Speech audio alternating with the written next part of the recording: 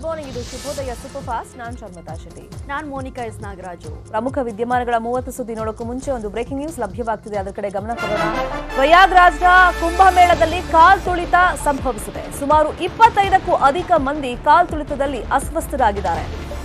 ಘಟನೆ ಕಾರಣ ಆಗಿದ್ದು ಬ್ಯಾರಿಕೇಡ್ ಹಾಕಿದ್ರಲ್ಲ, ಅದನ್ನು ತಳ್ಳಿ ಒಮ್ಮೆಲೆ ಸಾವಿರಾರು ಭಕ್ತರು ನುಗ್ಗಿಬಿಟ್ರು.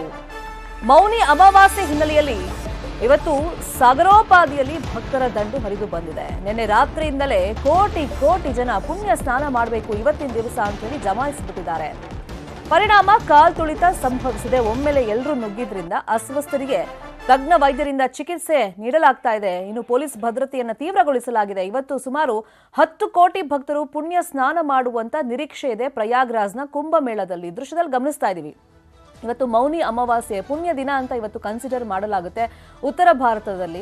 ಸೊ ಈ ನಿಟ್ಟಿನಲ್ಲಿ ಕೋಟ್ಯಾಂತರ ಸಂಖ್ಯೆಯಲ್ಲಿ ಜನ ಇವತ್ತು ಎಸ್ಪೆಷಲಿ ಪುಣ್ಯ ಸ್ನಾನ ಮಾಡಬೇಕು ಅಂತ ಹೇಳಿ ನಿನ್ನೆ ರಾತ್ರಿಯಿಂದಲೇ ಜಮಾಯಿಸಿಬಿಟ್ಟಿದ್ದಾರೆ. ಅಲ್ಲಿ ಬ್ಯಾರಿಕೇಡ್ ತೆಗೆದ ತಕ್ಷಣನೇ ಒಮ್ಮೆಲೆ ಎಲ್ಲರೂ ನುಗ್ಗು ಬಂದ ಹಿನ್ನೆಲೆಯಲ್ಲಿ ಅಲ್ಲಿ ಕಾಲ್ತುಳಿತ ಸಂಭವಿಸಿದೆ. ಇಷ್ಟು ದಿನ ಆದರೂ ಕೂಡ ಎಲ್ಲ ನೀಟಾಗಿ ಅಲ್ಲಿನ ಸರ್ಕಾರ ಅರೇಂಜ್ ಮಾಡಿತ್ತು. ಆದರೆ ಭಕ್ತರು ಇವತ್ತು ನುಗ್ಗಲು ಮಾಡಿದ್ರಿಂದ, ಅಂದ್ರೆ ಒಮ್ಮೆಲೆ ಎಲ್ಲರೂ ಹೋಗಬೇಕು ಅಂತ ಅಲ್ಲಿ ನುಗ್ಗಿ ಬಂದಿದ್ರಿಂದ ಕಾಲ್ತುಳಿತ ಸಂಭವಿಸಿದೆ. ಪರಿಣಾಮ ಸುಮಾರು 25ಕ್ಕೂ ಅಧಿಕ ಮಂದಿ ಅಸ್ವಸ್ಥರಾಗಿದ್ದಾರೆ ಅಂತ ಹೇಳಿ ಮಾಹಿತಿ ಸಿಕ್ಕಿದೆ.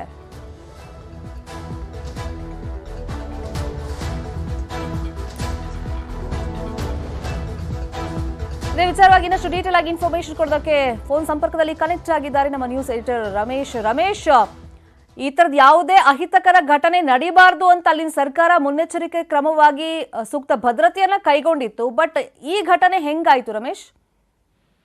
ಶರ್ಮಿತಾ, ಹೌದು, ನೀವು ಹೇಳ್ದಂಗೆ ತುಂಬಾ ಪ್ರಿಕಾಷನ್ ತಗೊಂಡಿದೆ UP ಸರ್ಕಾರ. ಆದ್ರೆ ಇವತ್ತು ಮೌನಿ ಅಮಾವಾಸ್ಯೆ ಆಗಿರೋ ಕಾರಣ ಸುಮಾರು 10 ಕೋಟಿ ಭಕ್ತರು ಇವತ್ತು ಪುಣ್ಯ ಸ್ನಾನ ಮಾಡುವಂತ ಚಾನ್ಸಸ್ ಇದೆ. ಹಾಗಾಗಿ ನಿನ್ನೆ ರಾತ್ರಿನೇ ಸಾಕಷ್ಟು ಜನ ಬಂದು ಕೋಟಿ ಜನ ಪ್ರಯಾಗ್ರಾಜ್ನಲ್ಲಿ ಬಂದ್ಬಿಟ್ಟು ಉಳ್ಕೊಂಡಿದ್ರು.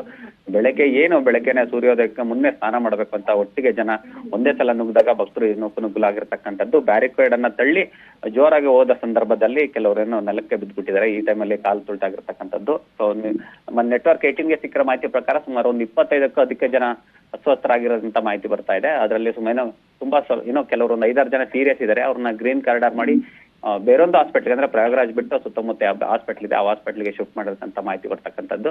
ಮತ್ತೆ ಮೇಜರ್ ಅಂಗ ನೋಡ್ಬೇಕು ಅಂದ್ರೆ ತುಂಬಾ ಪ್ರಿಕಾಷನ್ ತಗೊಂಡಿದೆ UP ಸರ್ಕಾರ. ಸುಮಾರು ಒಂದು 10,000 ಎಕರೆ ಪ್ರದೇಶದಲ್ಲಿ ಒಂದು ಧಾರ್ಮಿಕ ಕಾರ್ಯಕ್ರಮ ನಡೀತಾ ಇದೆ. ಅಂದ್ರೆ ಅದಕ್ಕೆ ಸಪರೇಟ್ ಒಂದು 25,000 ಎಕರೆ ಜಾಗ ಮಾಡಿರ್ತಕ್ಕಂಥದ್ದು. ಮತ್ತೆ ಈ ತರ ನುಗ್ಗಲಾದಾಗ ಜನಕ್ಕೆ ಯಾವುದೇ ತೊಂದರೆ ಆಗಬಾರ್ದು ಅಂತ ಒಂದು ಸಣ್ಣ ಬ್ರಿಡ್ಜ್ಗಳನ್ನ ಮಾಡಿದ್ದಾರೆ.